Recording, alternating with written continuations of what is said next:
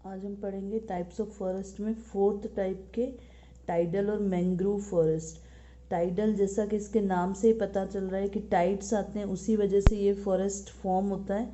तो these types of forest are found in the swampy region. Swampy मतलब जहाँ पे हमेशा कीचड़ मचा रहता है, बहुत सारा पानी पानी रहता है, तो ये वहाँ पे पाए जाते हैं। डेल्टास, डेल्टास जहाँ पे दो रिवर्स ज्वाइन होती है, मिलती है आके, तो उसे क्या कहा जाता है, deltas. where fresh water of the river mingles with the saline water of the sea during the high tides।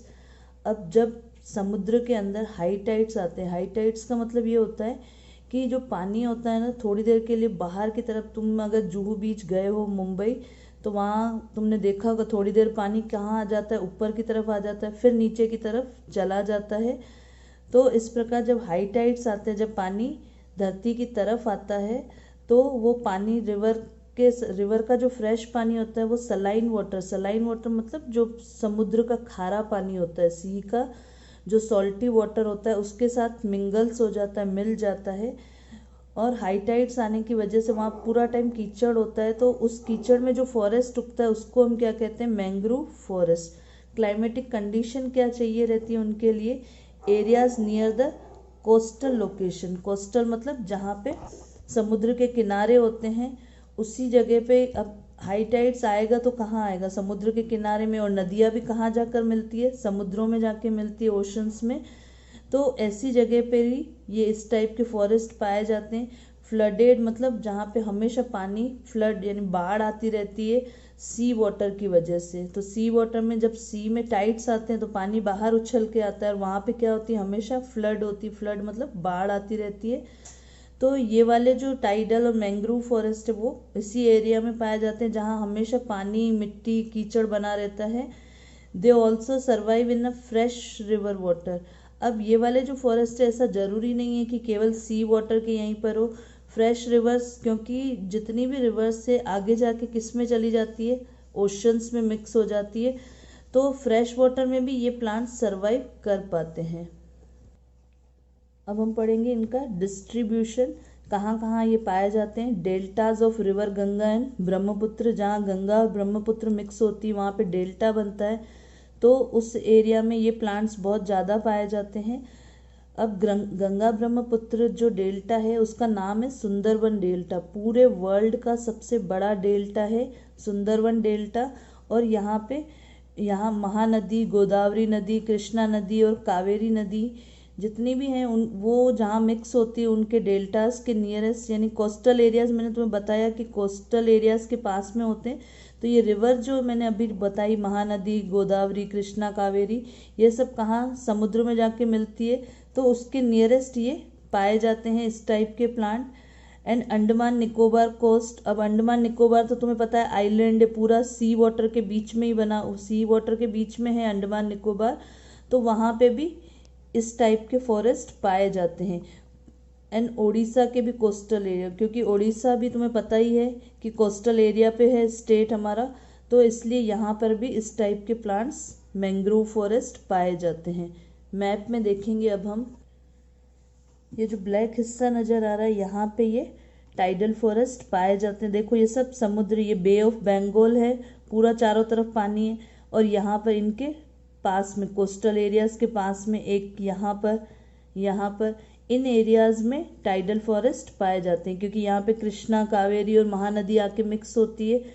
तो इन नदियाँ जहाँ पर समुद्रों के साथ, ओशन के साथ मिक्स होती है, वहीं पर इस टाइप के फॉरेस्ट पाए जाते हैं।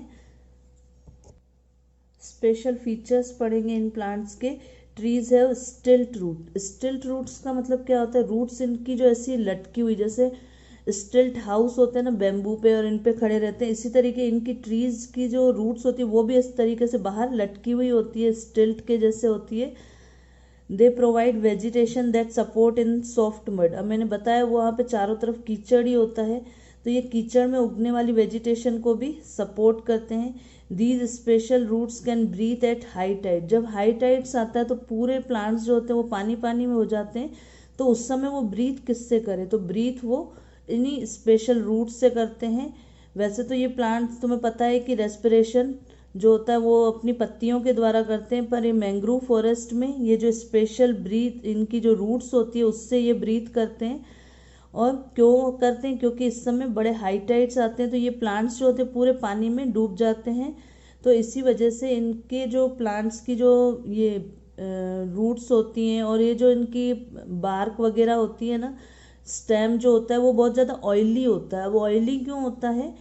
क्योंकि इनके ऊपर वैक्स की एक लेयर होती है ताकि ये उस गंदे पानी में गल नहीं जाए, क्योंकि किसी भी चीज़ को हम ज़्यादा देर तक पानी में रखते हैं तो वो क्या हो जाती है, गल जाती है। बट यहाँ पे इनके जो प्लांट्स होते हैं, तुम्हें पता है एडेप्टेशन हर प्लांट में होता ही होता है, तो इसी वजह से इन प्लांट्स की जो रूट्स और जो इनके स्टेम्स होते हैं वो ऑयली टाइप होते हैं, इसीलिए इनसे बोट्स वगैरह बनाई जाती है। अब मेन ट्रीज इसके कौन से हैं? सुंदरी। मेन ये सुंदरी ट्रीज जो हैं वो केवल इसी सुंदरवन डेल्टा में पाए जाते हैं, इसीलिए इनका नाम भी सुंदरी ट्रीज रखा गया है। Is the most common trees found here. It do not rot. Rot का मतलब खराब नहीं होते, मैंने बताया ना इनकी ये जो क्यों होते हैं, क्योंकि ये ऑयली होते हैं। ऑयली होने की वजह से इनकी वुड आइडल होती है मेकिंग द बोट्स। अब बोट को भी कहाँ चलना होता है? पूरा टाइम पानी में चलना होता है। तो अगर ऐसी लकड़ी लेंगे जो पानी में गल जाए तो वो कैसे यानी कि नाव बन पाएगी। इसीलिए बोट्स की जो लकड़ी होती है वो इसे सुंदरी ट्रीज के प्लांट से ली जाती है। और भी प्लांट होते हैं यहाँ पे, gurjan and hintal trees are fuel wood. जो जलाने के लकड़ी काम आती है वो कौन सी होती है? गुर्जन और हिंतल। अब हम पढ़ेंगे वाइल्ड लाइफ के बारे में। Storks, herons and variety of other water birds nest in the Sundarban in huge colonies. जो ये स्ट्रॉक बर्ड्स और हिरॉन्स बर्ड्स होती है, तुमने देखा होगा कुछ ऐसे पक्षी जो पानी में बहुत देर तक के लिए खड़े रहते हैं अपने भोजन के लिए, तो उनकी टांगे भी लंबी होती है ताकि वो मड वाटर में खड़े रह सके। तो एडेप्टेशन जैसा जगह होती है वैसे ही वहाँ के प्लांट होते हैं, वैसे ही वहाँ के एनिमल्स भी होते हैं। तो ये वाटर बर्ड्स जो पानी में रहती है यहाँ पे बड़ी कॉलोनीज में पाई जाती है, यानी बहुत संख्या में पाई जाती है। टाइगर्स हो गए, wild pig, spotted deer, crocodiles, Indian Python and king cobra. पानी में ये वाले जो जहाँ कीचड़ विचड़ जहाँ ज़्यादा होती है वहीं पर ही सांप वगैरह ज़्यादा निकलते हैं। तो इस टाइप की वाइल्ड लाइफ यहाँ पे सुंदरवन डेल्टाज में पाई जाती है जहाँ मैंग्रोव फॉरेस्ट होते हैं। अब हम पढ़ेंगे mountain forest. These types of forest are found at the mountain, यानी ये कहाँ मिलते हैं हमको? जहाँ माउंटेन्स होते हैं वहीं पर मिलते हैं। अब माउंटेन की जो ऊंचाई होती है तो यहाँ पे डिफरेंट डिफरेंट लेयर पे अलग अलग टाइप के प्लांट्स होते हैं। तो हम पहले इनके क्लाइमेटिक कंडीशन पढ़ लेंगे। Temperature and rainfall varies with the altitude, यानी मैंने बताया अभी तुम्हें जैसे जैसे हाइट बढ़ती है सी लेवल से उसकी, तो उस प्लांट वहाँ की जो टेम्परेचर होता है वो अलग होता है, रेनफॉल होता है वो अलग होता है, तो प्लांट्स भी क्या होते हैं? अलग अलग टाइप के होते हैं। So they also change from mixed deciduous, तो उसको हम क्या बोलते हैं? मिक्सड डिसीड्यूस फॉरेस्ट बोलते हैं। और कॉनिफेरस टाइप, कॉनिफेरस मतलब ऐसे प्लांट जो ऊपर से ऐसे कोन शेप में होते हैं, तो उनको कहा जाता है कॉनिफेरस टाइप्स के प्लांट्स। अब डिस्ट्रीब्यूशन पढ़ेंगे कि ये कहाँ कहाँ पर पाए जाते हैं। Foot hill of eastern Himalayas, Himalayas जो फुट हिल है, हिमालयास का जो नीचे नीचे का पार्ट होता है वहाँ पर पाए जाते हैं। वेस्टर्न हिमालयाज में, द हिली एरियाज में, और हिली एरियाज कहाँ के? बिहार, उड़ीसा, मध्य प्रदेश और वेस्ट बंगाल के जो हिली एरियाज होते हैं वहाँ पे ट्रॉपिकल डिसीड्यूस फॉरेस्ट पाए जाते हैं। अब ट्रॉपिकल डिसीड्यूस क्यों? क्योंकि ये बहुत नीचे होते हैं तो यहाँ पे थोड़ा टेम्परेचर तेज होता है और बारिश भी अच्छी होती है, तो ट्रॉपिकल डिसीड्यूस फॉरेस्ट होते हैं यहाँ पे। क्योंकि माउंटेन की हाइट जो होती है तो हाइट के अकॉर्डिंग अलग अलग टाइप के फॉरेस्ट होते हैं, तो इसलिए यहाँ पे चार टाइप के फॉरेस्ट पाए जाते हैं। एक तो ट्रॉपिकल डिसीड्यूस फॉरेस्ट जो कि foot hill of eastern Himalayas और वेस्टर्न हिमालयाज और हिली एरियाज ऑफ बिहार में होते हैं। उसके बाद हमारे आ जाते हैं दूसरे सब ट्रॉपिकल फॉरेस्ट। उनके जो प्लांट्स होते हैं उनकी जो लीव्स होती है वो हमेशा एवरग्रीन होती है, हमेशा हरी भरी रहती है। Comprising broad leaved evergreen trees are found at altitude of 1000 to 2000 metre. ये कहाँ थे? फुट हिल पे थे। फुट हिल मतलब बहुत नीचे यानी कि तराई में। और ये जो सब ट्रॉपिकल फॉरेस्ट होते हैं वो कहाँ होते हैं? 1000 से 2000 मीटर की ऊंचाइयों पर होते हैं।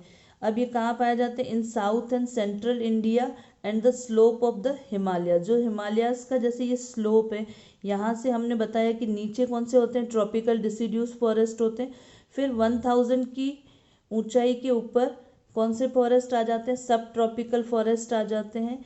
फिर इस तरीके से धीरे धीरे जैसे जैसे हाइट बढ़ती जाती है और प्लांट्स भी वहाँ के अलग अलग होते जाते हैं। अब हम पढ़ेंगे कॉनिफरस फॉरेस्ट के बारे में। They are found altitude of 100 to 2500 metre पे। 1500 से लेके 2500 तक कौन से फॉरेस्ट पाए जाते हैं? कॉनिफेरस। ऐसे प्लांट जिनका ऊपर का हिस्सा कैसा होता है? कोन शेप का होता है, तो इस टाइप के फॉरेस्ट पाए जाते हैं। These forest have cone shaped trees with needle like leaves. जो इनकी पेड़ों की पत्तियां होती है वो सुई जैसी होती है, निडल जैसी होती है। And important softwood trees found here include देवदार, पाइन, चीर। Softwood is use for making paper and match stick. इसकी जो प्लांट की जो पत्तियां होती है या जो ये प्लांट्स होते हैं उनसे क्या बनता है? पेपर बनते हैं और मैच स्टिक बनते हैं। क्यों? क्योंकि इनकी जो वुड होती है वो बहुत ज़्यादा सॉफ्ट होती है। अब पहाड़ों पे तो तुम्हें पता ही है कि बहुत ज़्यादा ठंडी होने की वजह से लगभग सारी चीज़ें गल जाती हैं, तो ये इनकी जो प्लांट्स की जो वुड होती है वो भी बहुत ज़्यादा सॉफ्ट होती है। अब हम पढ़ेंगे एल्पाइन वेजिटेशन। अब जैसे ही हाइट 2500 से ऊपर 3500 तक जाती है तो यहाँ पे कोई वेजिटेशन नहीं मिलती है, क्योंकि यहाँ पे इतनी ठंड होती है। तो केवल जो ग्रास वगैरह जो होती है, घास होती है, वही उग पाती है थोड़ी बहुत, और ज़्यादा यहाँ पे वेजिटेशन नहीं पाई जाती। उसको हम बोलते हैं एल्पाइन वेजिटेशन। अल्पाइन यानी कि कम, तो कम वेजिटेशन होता है, कम यानी कि घास वगैरह ही उगती है यहाँ पे। मेन ट्रीज जो होते हैं यहाँ के मैंने पहले भी बताया, पाइन, देडोर, साल, चीर, ओक एंड फर ट्रीज। अब ये ट्रीज से तुम्हें पता है क्या बनता है? प्लांट से पेपर और मैच स्टिक, बिकॉज इनकी सॉफ्ट वुड होती है। वाइल्ड लाइफ कैसी होती है यहाँ पे? इंडियन गौर, वाइल्ड गोट, याक, स्नो लेपर्ड्स, बियर्स, ये सारे एनिमल्स यहाँ पर पाए जाते हैं। अब हम मैप में देख लेते हैं कि माउंटेन वाले प्लांट्स वेजिटेशन कहाँ पर होती है। ये जो ग्रीन पार्ट दिख रहा है यहाँ पर माउंटेन फॉरेस्ट पाए जाते हैं। ये देखो यहाँ पे हमारा हिमालयाज वगैरह आ जाता है। हिमालयाज की तुम्हें पता ही है इतने दूर तक जाता है हिमालयाज की जो पहाड़ियाँ होती है। तो इन एरिया में, इंडिया के इन एरिया में माउंटेन फॉरेस्ट पाए जाते हैं। ये जितने भी हमने प्लांट्स लाइफ पढ़ी, फॉरेस्ट पढ़े, तो ये इंडिया में बहुत ज़्यादा वैरायटी में पाए जाते हैं। तो nature has blessed India with the different vegetation belt. यानी इंडिया को भगवान ने इतना, नेचर ने ब्लेस्ड किया है कि यहाँ पे डिफरेंट डिफरेंट टाइप की ये प्लांट्स पाए जाते हैं जो कि हमारे बहुत काम आते हैं। तो इसीलिए इनको हमें क्या करना चाहिए? सेव करना चाहिए, इनको काटना नहीं चाहिए, क्योंकि ह्यूमन ने अपनी नीड्स के लिए इन पेड़ों को काटना शुरू कर दिया। इसी वजह से इतनी क्लाइमेटिक कंडीशन हो रही है वो सारी खराब होती जा रही है। और तुम्हें पता है कितनी टाइप की बीमारियां आती जा रही है। क्यों आ रही है? क्योंकि हमने बहुत ज़्यादा इंटरफेयर कर लिया है हमारी प्रकृति के साथ, नेचर के साथ। इसी वजह से हम यहाँ पर अच्छे से सर्वाइव अब नहीं कर पा रहे हैं। कभी देखो कोरोना वायरस आ गया, कभी ये जो अभी ग्लेशियर जो फट गया है, तो ये किसकी वजह से हो रहा है? क्योंकि हमने फॉरेस्ट को काटना शुरू कर दिया। इसी वजह से पूरी क्लाइमेटिक कंडीशन क्या होती जा रही है? चेंज होती जा रही है। इसीलिए वन महोत्सव के प्रोग्राम चलाए जाते हैं ताकि हम इन प्लांट्स को नहीं काटें। Van Mahotsav is an annual tree plantation festival होता है that is held in the month of July. जुलाई मंथ में इसको सेलिब्रेट किया जाता है। It was initiated in 1950 by K M. Munshi, then union minister of agriculture and food. यानी 1950 में जो के.एम. मुंशी थे उन्होंने इसको इनकी शुरुआत की थी। And they help to conserve forest and plant trees. वो इनकरेज करते थे लोगों को कि आप फॉरेस्ट को कंजर्व करो, बचाओ, प्लांट्स करो, ट्रीज यानी ट्रीज बहुत ज़्यादा उगाओ। अब मेन ऑब्जेक्टिव इस फेस्टिवल के क्या थे? किस वजह से ये फेस्टिवल किया गया था? तो फर्स्ट इसका जो ऑब्जेक्टिव्स है, increasing production of potential food resources. Food resources को बढ़ाने के लिए भी इसको इंक्रीज किया गया था। Helping increase the productivity of the agriculture sector, agriculture sector भी जैसे ग्रो कर पाए, इसी वजह से ये वन महोत्सव मनाया जाता है। हेल्पिंग कंजर्व सॉइल, सॉइल को कंजर्व करने के लिए भी ये फेस्टिवल मनाए जाते हैं। Popularising planting and tending the trees and developing love for trees amongst the people, यानी लोगों के मन में इन प्लांट्स के लिए प्यार होना चाहिए, इसी वजह से ये वाले वन महोत्सव प्रोग्राम मनाए जाते हैं। अब हम पढ़ेंगे वाइल्ड लाइफ। वाइल्ड लाइफ वैसे हमने पढ़ ली है, तो वाइल्ड लाइफ जिस तरीके से हमें प्लांट को कंजर्व करना चाहिए, क्योंकि जब तक प्लांट कंजर्व नहीं होंगे तो वाइल्ड लाइफ कैसे कंजर्व होगी, क्योंकि वाइल्ड लाइफ जो भी जानवर जो रहते हैं वो कहाँ रहते हैं, फॉरेस्ट में रहते हैं, तो इसीलिए वाइल्ड लाइफ को कंजर्व करने से पहले, बचाने से पहले हमें प्लांट लाइफ को बचाना पड़ेगा। कुछ ऐसे एनिमल्स हैं जो कि एक्सटिंक्ट हो चुके हैं। एक्सटिंक्ट स्पीसीज वो होती है जो कि कंप्लीटली वाइप्ड आउट हो गई है, यानी ख़त्म हो गई है, अब दिखती नहीं है। जैसे तुम्हें डोडो बर्ड पता है एक्सटिंक्ट हो चुका है, डायनासोर एक्सटिंक्ट हो चुके, तो they are no longer sighted in the country. और कुछ इनडेंजर्ड स्पीसीज भी है, इनडेंजर्ड जो कि कभी ना कभी अब थोड़े समय बाद कम हो जाएंगी। कम हो जाएंगी क्या मतलब, एक्सटिंक्ट ही हो जाएंगी, ख़त्म ही हो जाएंगी। उसमें कौन से एनिमल्स आते हैं, the tiger, the langur, one horn rhinoceros and wild ass are some animals which have as endangered. Endangered मतलब ये भी डेंजर में है कि ये भी कभी भी एक्सटिंक्ट हो सकती है। एक्सटिंक्ट मैंने तुम्हें बताया जो कि कंप्लीटली वाइप्ड आउट हो चुकी है, मतलब ख़त्म हो चुकी है। तो इन वाइल्ड लाइफ को बचाने के लिए सरकार ने बहुत सारे काम किए। वो कौन से काम किए, उन्होंने वाइल्ड लाइफ सेंचुरीज बनाई है, नेशनल पार्क बनाई है, ताकि हम प्रोटेक्ट कर पाएँ स्पीसीज ऑफ एनिमल्स को। Wild life sanctuaries are areas reserve for the protection of endangered wild life species. Wild life sanctuaries क्यों बनाई गई है, ताकि हम इंडेंजर्ड वाइल्ड लाइफ स्पीसीज को क्या कर सकें, प्रोटेक्ट कर सकें। इंडिया के अंदर 500 सेंचुरीज हैं, वाइल्ड लाइफ सेंचुरीज हैं। और नेशनल पार्क वो एरियाज होते हैं जो कि रिजर्व्ड होते हैं, protect not just wild life but also natural vegetation. National park में, अब पार्क में तुम अगर कहीं जाओ तो तुम्हें वहाँ पे प्लांट्स ही प्लांट्स मिलेंगे।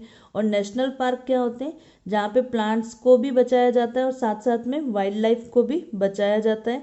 अनलाइक जूज, अब जू को हम है ना वाइल्ड नेशनल पार्क नहीं कह सकते, क्योंकि जूज में तो हम एनिमल्स को क्या पिंजरों में रखते हैं, और उनको, और नेशनल पार्क में क्या होता है कि उसी प्लांट्स लाइफ के बीच में ही उनको रखा जाता है। बाउंड्री वॉल जरूर होती, तुम गए होगे वन विहार में तो तुमने एनिमल्स को ऐसे ही जंगलों में घूमते हुए देखा होगा, बट बाहर की साइड क्या होती है, आउटर बाउंड्री होती है, ताकि वो सब बाउंड्री से बाहर नहीं आ पाए। अब हमने ये क्यों नेशनल पार्क्स और वाइल्ड लाइफ सेंचुरीज बनाई है, क्यों, क्योंकि यहाँ पे हंटिंग को रोका जाता है। लोग अपनी मज़े के लिए भी हंटिंग करते हैं या उनका फूड खाने के लिए, क्योंकि बहुत सारे लोग जो नॉन वेजिटेरियन होते हैं वो उन जानवरों को मारकर खा जाते हैं। इसीलिए इनको बचाने के लिए नेशनल पार्क और वाइल्ड लाइफ सेंचुरीज बनाई गई है। और हमारे यहाँ पर इंडिया में 89 नेशनल पार्क्स हैं एट प्रेजेंट, अभी फ़िलहाल प्रेजेंट वर्तमान समय में 89 नेशनल पार्क्स हैं। इसके अलावा बायोस्फीयर रिजर्व भी बनाए गए हैं। अब biosphere reserves are a special category of protected areas where plants and animal are preserved in their natural habitat, यानी उनको नेचुरल हैबिटेट के अकॉर्डिंग ही बायोस्फीयर रिजर्व बनाए हैं। ये भी नेशनल पार्क की तरह ही होते हैं, बट यहाँ पर बाउंड्री वॉल्स नहीं होती है। ये सिर्फ बायोस्फीयर रिजर्व इस तरीके के होते हैं कि प्लांट्स और एनिमल अपने नेचुरल थिंग्स में, नेचुरल हैबिटेट में रह पाएँ। 13 बायोस्फीयर रिजर्व्स हैं इंडिया के अंदर। The government has also initiated project tiger, project rhinoceros, project elephant to protect these animals. Animals को प्रोटेक्ट करने के लिए, क्योंकि ये इंडेंजर्ड स्पीसीज हो गई हैं, ख़त्म होने वाली हैं, टाइगर, राइनोसिरस और एलिफेंट, तो इनको बचाने के लिए सरकार ने प्रोजेक्ट्स बनाए हैं जिसके तहत इनको सेव किया जाता है। The government has setup many tiger reserve all over the country, और कंट्री में गवर्नमेंट ने बहुत सारे टाइगर रिजर्व बनाए, जैसे गिर फॉरेस्ट में टाइगर ही टाइगर होते हैं, लायन होते हैं, तो ये उनको सेव करने के लिए बनाए गए हैं।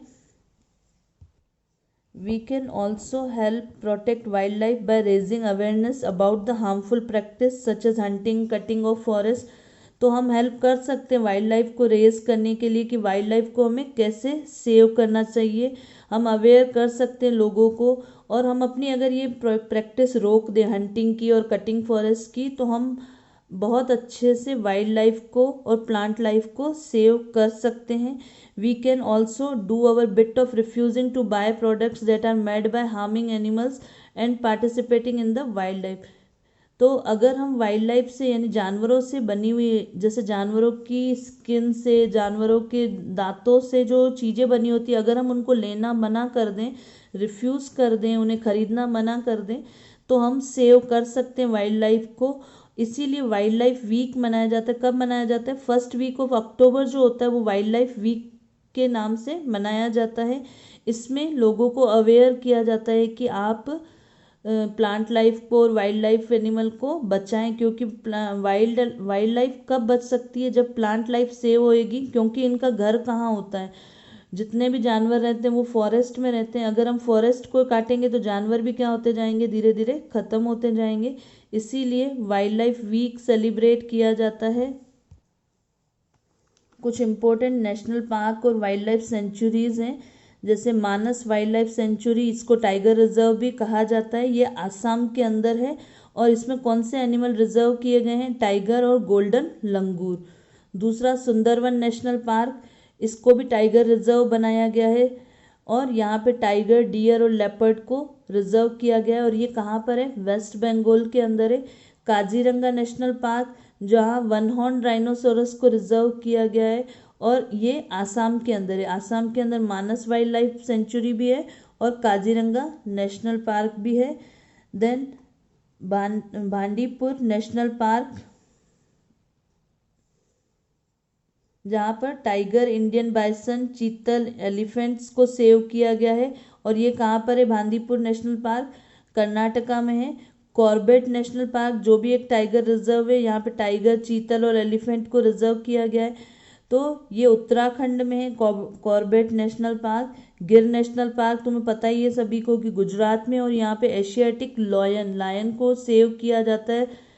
Then Periyar wild life sanctuary, जो कि केरला में है, और एलिफेंट, टाइगर और नील गाय को यहाँ पे सेव किया गया है, रिजर्व किया गया है।